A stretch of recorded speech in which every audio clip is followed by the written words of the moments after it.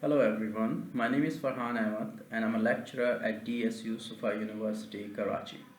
Today we'll be looking at the second topic of the subject, contemporary issues in business. This topic today is about global political systems and we'll be looking at majorly some of the mainstream political systems around the world. Especially we'll be looking at capitalism, as you can see.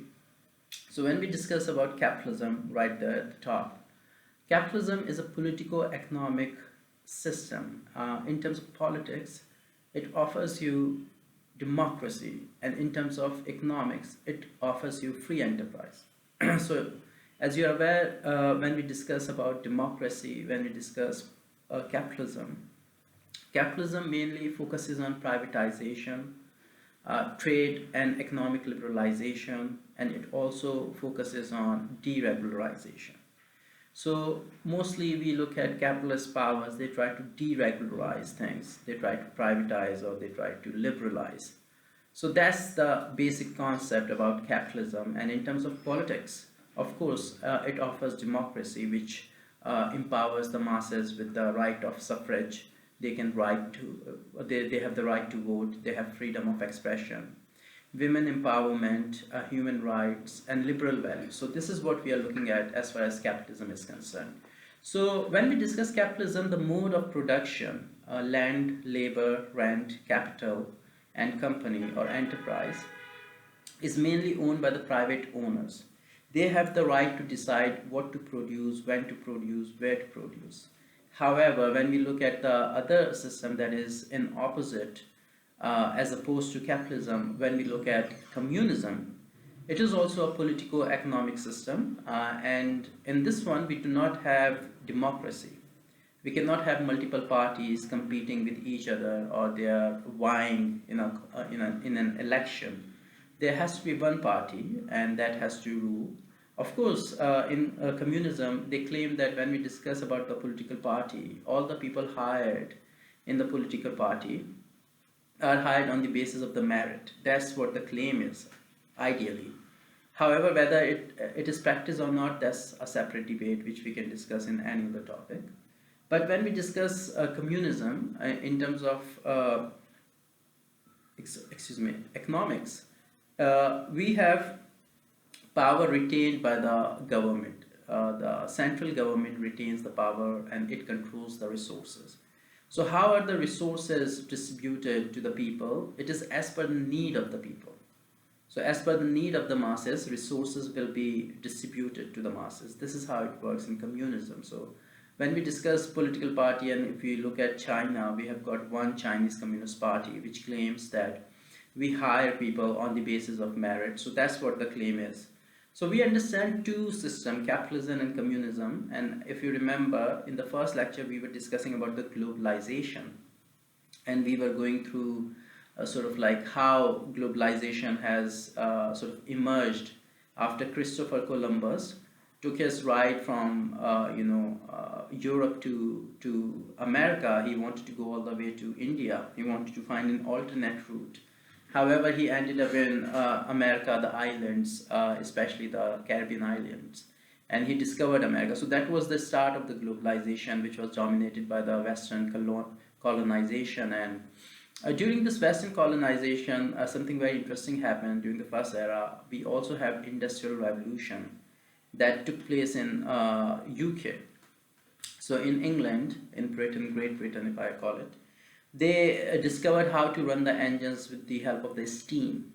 So that was the start of the industrialization. And when we discuss industrialization, you're very well aware that this industrialization was sort of like accelerated with the ideas of Adam Smith, who wrote the book The Wealth of the Nation, classical book. It's about classic economics, and in the book he claimed that how the work should be divided amongst different people having different specialities. If you're specialized in one area, you should be assigned tasks as per your skills, abilities, and knowledge. So we understand that he wrote the book The Wealth of the Nation, and he came up with the idea of division of work, and then we have got industrialization era, and it moved on. So capitalism is the system that is functional at the global level right now. The majority of the countries believe in democracy, they believe in elections, and of course, this system have a direct impact on the business environment. Taking the example of Pakistan, if I discuss like Pakistan, Pakistan has five ways to sort of like earn profit or say generate revenue. So the first way for Pakistan is to cut on its imports. That's the first way that we can reduce the imports, we can save money. The second one is to increase our exports. That's the second area where Pakistan can, generate revenue and improve the lifestyle of the people and enjoy economic independence. That's the second area. Third area is the remittances, which is kind of a lifeline for Pakistan because Pakistan's greatest export is human resource.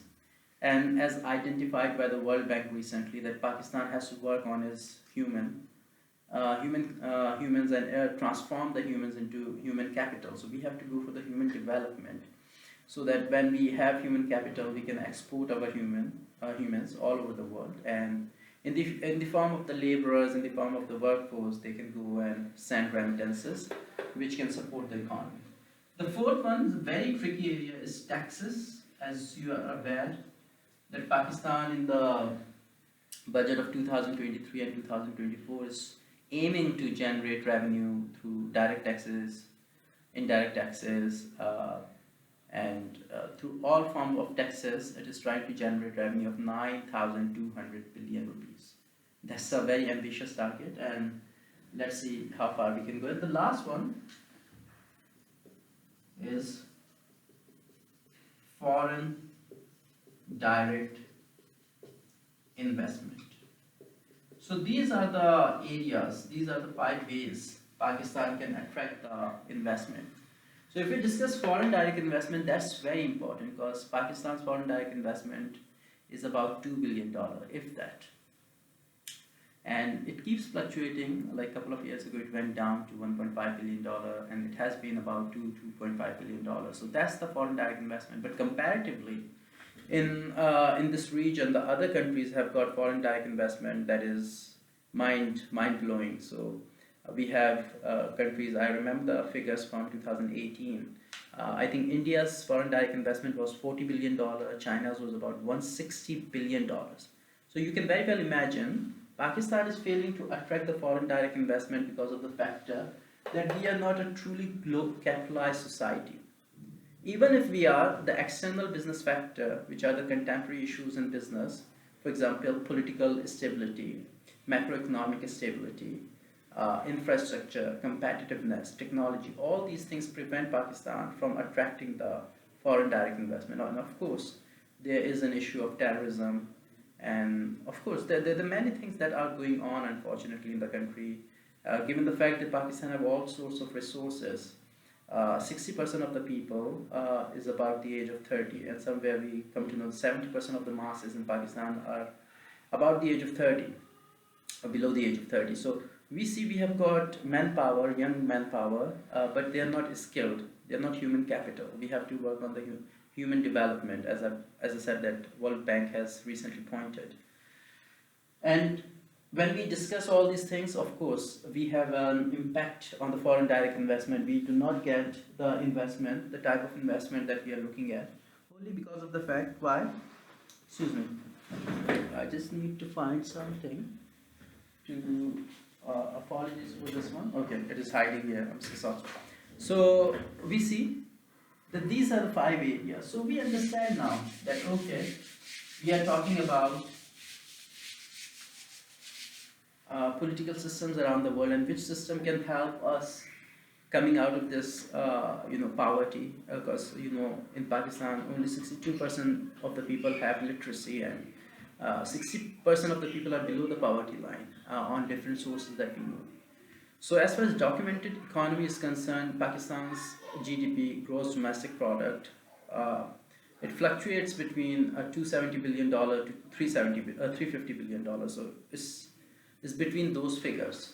So Whether capitalism is the right system for Pakistan or capitalism is not the right system of Pakistan, that's a big argument. We understand all the multinational companies, all the international institutions are the instruments of capitalism. There are many systems around the world. We have monarchism in UK along with the democracy. We have monarchism in Saudi Arabia. We have communism in Cuba and North Korea. And we have socialism, which is a softer form of communism in China, where they have allowed the free, sort of private enterprises to, do trade and do business. So they have, they have adopted a new Chinese. I would say they have adopted a form of socialism that is with the Chinese characteristics. So that's the best way to put it. So yes, China has socialism, but with its own characteristics. So that's what we have. So there are many mainstream, systems around the world. Authoritarianism. If I was to talk about an authoritarian regime, that could be Bashar al-Assad in Syria, and there have been quite a few in Libya, Muammar Gaddafi. So that's another form of government. And then we have, what else do we have?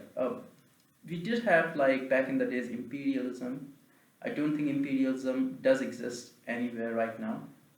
But yes, these are some of the major forms: monarchism, authoritarianism, communism, socialism, capitalism, imperialism, there was fascism. So we don't want to go into all the details, we just want to look at the major systems. So capitalism is being blamed right now, that with the help of the multinational companies and with the help of the international institution, capitalism tries to sort of like capitalists block all the Western powers. They try to extend their influence on the third world countries, and they are rather promoting underdevelopment than development. So I'll be discussing dependency theory here. Dependency theory is one such theory that was most of the people worked on this theory in 1960s, and it emerged in South America, where they wanted to find out that why they are not progressing, why they are not developing, what was the reason. So the common reason cited to them is that you have got wrong economic policies in place. Maybe those policies are not too liberal, they don't support the private enterprises. So that was the idea. But a group of theorists, they gave this theory, dependency theory, in which they claim that it is capitalism, it's because of the capitalism, it's because of the modern day capitalism that is preventing third world countries or weaker countries from growing. So it's the monopoly of the capitalism through instruments like multinational companies and international institutions that it prevents you from growing. So that's the idea. So we'll look at the dependency theory. Dependency theory says that there are 4 types of countries when we look at the world in terms of economy. So the first one are the center of the core countries, and I'll be highlighting it with CC. The first type of country is center of the core. The other type of country is periphery of the core. Sorry, center of the periphery.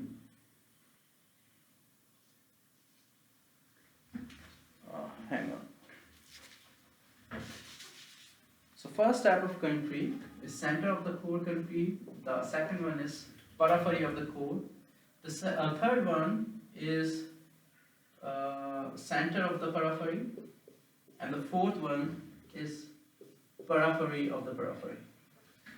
So when we discuss there are 4 types of economies or 4 types of countries around the world, center of the core, when we discuss center of the core countries, can be classed as USA and UK. Not only do they have economic power, they also have military power. So that's the first type of country according to the dependency theory in terms of economy as well, because US and UK both are industrialized nations. Second, we have got Canada here, or maybe Japan. They are rich countries, but they are not powerful in terms of military like UK and USA. And these countries are called periphery of the center. They lie on the periphery of the center. Center of the periphery, we have countries like India, big economy, Brazil, or maybe I'll put Australia there, but I'll just stick to India and Brazil. These countries, they lie on the center of the periphery. Unlike Canada and Japan, they are growing economy. You can put China here if you like, or China here, because things have changed from 1960s. We are talking about 2024, where China is a big power, but this theory belongs to 1960s, so you want to understand it. Then periphery of the periphery countries like Zambia, those countries which have no power at all, they cannot exert any power to the international community as such, but of course Western countries through their system, capitalism, they exert their influence and power. First thing, they offer you democracy. If you deny that, then there's a problem, and then comes after democracy some loan from the international institutions, and then you are in their hand. They will dictate you, they will control you, they will exploit you. This is the whole point.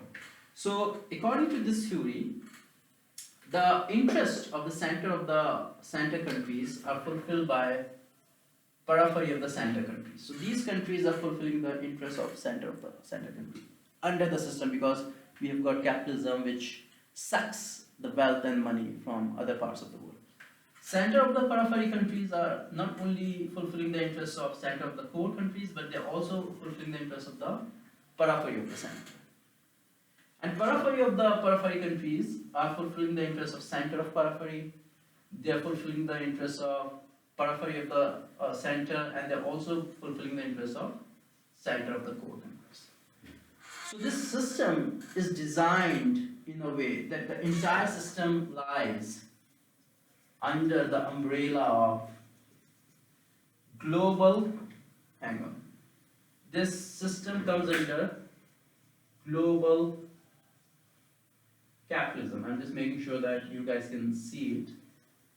Okay, the entire system falls into something called global capitalism, and all these countries have got a division of labor and division of class. So first thing, all these countries have got division of labor. So first thing, the theory says there is a division of labor. So of course the laborer from America is well equipped and well skilled compared with the laborer in Zambia or Cambodia. The laborer in America, or the workforce, they produce Amazon, they work on Facebook, they work on all the top multinational companies, but of course Zambians do not work on those things, so there is a skill difference. So that's the division of labor. The other thing is division of class. So all these countries have a division of class. As we say that in terms of Pakistan, Pakistan is a victim of elite capture. So the division of class, that this is a rich class and rest of them are the poor classes. So all these rich classes, they collaborate with each other. According to the theory, all these rich classes, and center of the core, periphery of the core, center of the periphery, and periphery of the periphery, they collaborate, they sort of like work with each other to maintain the system that promotes underdevelopment rather than development.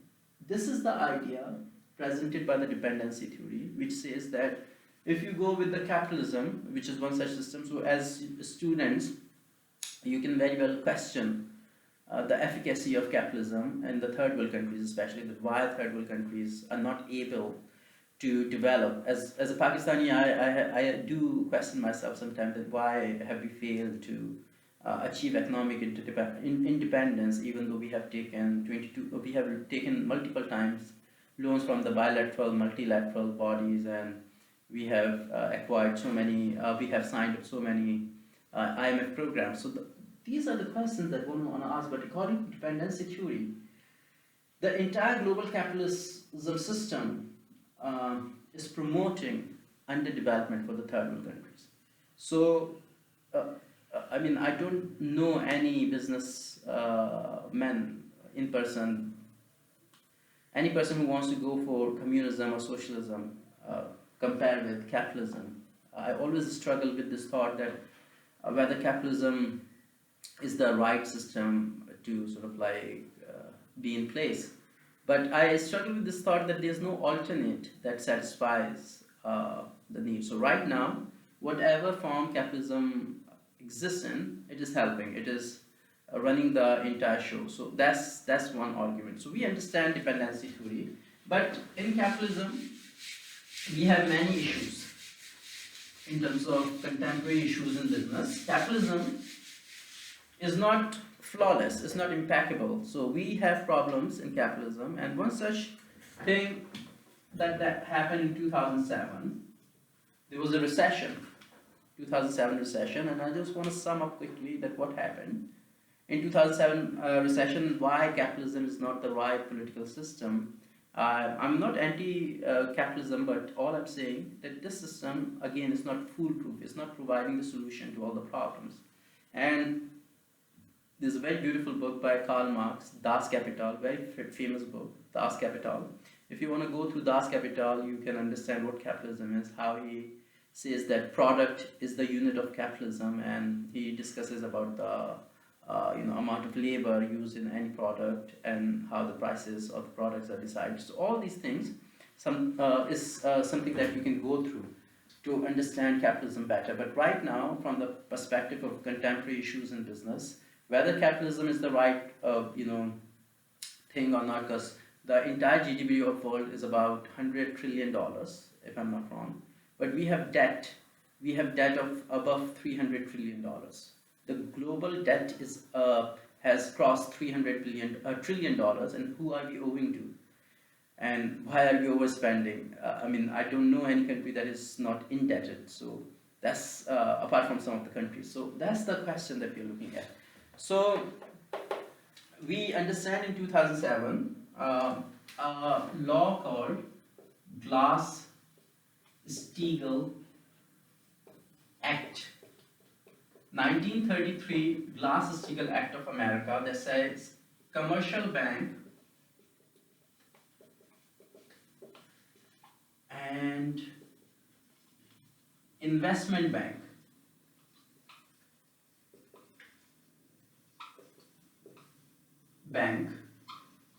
they cannot work together. This was the Glass-Steagall Act of 1933, in which it was said these two banks should not come together and they should work together because it will be a disaster. It will be a recipe for disaster for the economy. So that's one thing. But this act was abrogated by Bill Clinton in 1998, President of America. He abrogated this act. And at that time, the head of the Federal Reserve of America, his name was Alan Greenspan. So Alan Greenspan in 2001, he reduced the interest rate from 6.5% to 1%. Now you can very well imagine that one thing I wanted to establish, that there was something called Glass-Steagall Act that prevented a commercial bank from doing business with the investment bank.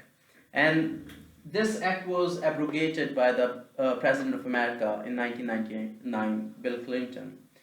And during this era, about 2001, Alan Greenspan, the head of the Federal Reserve, he reduced the interest rate from 6.5% to 1%. So now you can very well imagine that if the interest rate has been reduced, people will pull out their money and they will take the money elsewhere if they're not getting enough interest. So this is what happened, that investors in 2001, they took their money out and they were going elsewhere.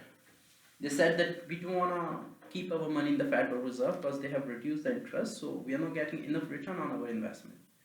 They took the money out and they wanted to go elsewhere, but people in the Wall Street, the bankers in the Wall Street, they thought that why should we let this money go away from us? Why should we not capture this opportunity, and we should come up with some kind of product and we should try to seize the opportunity. So they came up with something called prime mortgage. They said that we will be giving housing loans to the Americans and will make sure that this money does not go out of our reach. This money comes to banks and we make profit. For example, now this gets very interesting. Now you understand three things: that investors have pulled out their money from the Federal Reserve because the interest rates have been reduced and they're going away, and bankers are trying to seize on the seize upon the opportunity. They want to make sure that this money comes to their kitty. So what they came up with, there are a few terms that I want to write down here. One of them is CDS, one of them is CDO. CDS, credit debt swap, and CDO, collateralized debt obligation. I hope that I have not made a spelling mistake in collateralize. So collateralized debt obligation and credit debt swap are the two terms that I will be telling you what they are all about. So first thing we want to understand that American bankers, they have offered loans. So if I'm a customer and I'm wanting a house, okay, I'm a customer, I want a house, I'm a prime customer, I'm able to repay my loan, repay my interest. I'll go to who? I'll go to someone called agent. Okay, I'll go to the agent and I'll ask the agent that I need a house, and agent will go to the bank, and this is where the bank is. Okay, now what bank will do? Bank will take the verification documents from the agent and they will be able to give us the loan. Okay, so when bank is giving us the loan, the mortgage, okay, I'll just remove this one. So bank is earning dollars. Why? Because I'm repaying the interest to the bank. And agent is getting commission. They are also happy that they are getting commission. They are also happy. And we are getting house. So all the three parties are very happy so far. Agent is getting commission. He has hunted the prime customer who can repay the interest and who is a potential customer. But how the banks are getting the money? This is where the investors come into play. That investors are investing in the banks. Why? Because they see that there are so many customers in the market and they are getting high return on their investment. But what are banks selling to the investors? That's called collateralized debt obligation.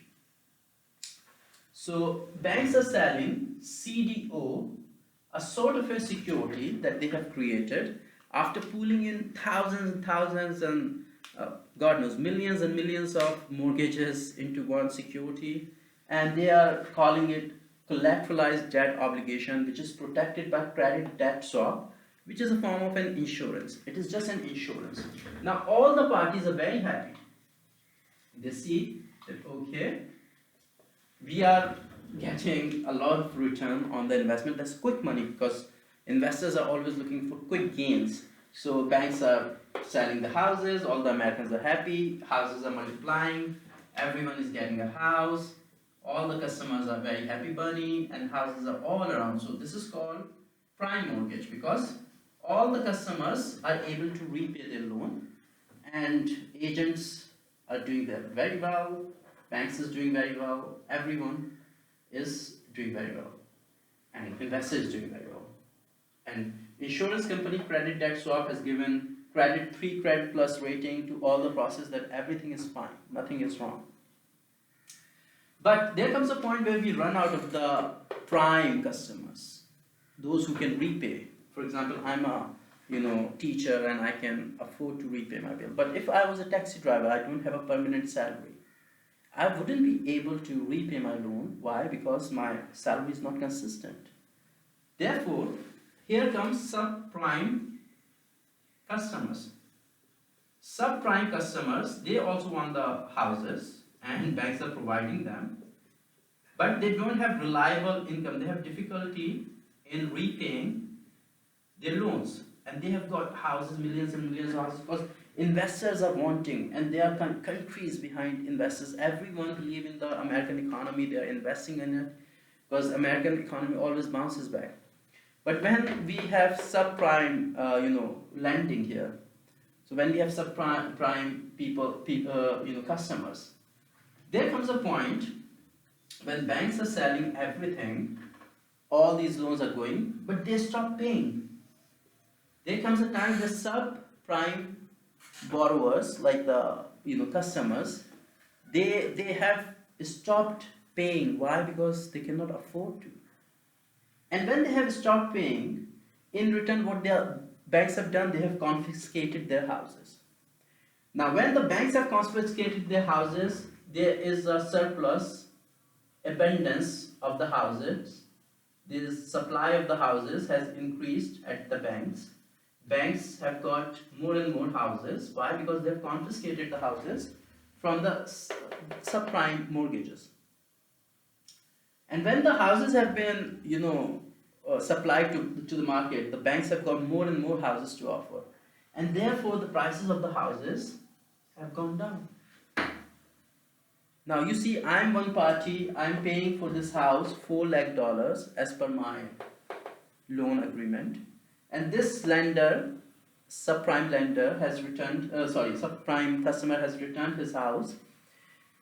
And all the houses have, accumulated at bank's end, and the prices of houses have gone down in the market. Now, as a prime mortgage holder, I'll see I'm paying $4 lakh for this house, and the house is available for 3 lakhs in the market. Why am I paying so high? So therefore, I also stop paying to the banks. Why? Because I am getting a dearer deal. I'm getting an expensive deal compared with the subprime customers.